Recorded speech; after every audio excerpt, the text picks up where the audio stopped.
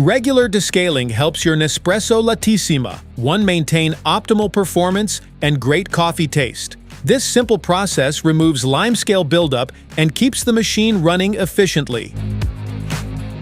How to descaling? Before descaling, clean the steam wand if needed. When the Descale alert blinks, empty the drip tray and capsule container, lock the lever, then fill the water tank to the Descale line with fresh water and add 2 units of Nespresso Descaling liquid.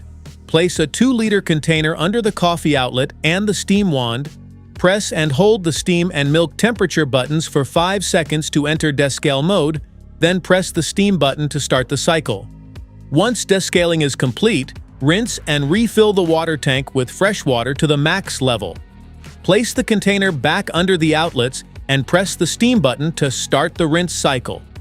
After rinsing is finished, empty and rinse the water tank and container to complete the process.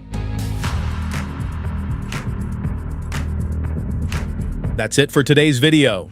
Thanks for watching. Don't forget to like, subscribe, and check the link below to grab your Nespresso Lattissima 1 Porcelain. See you at the next one.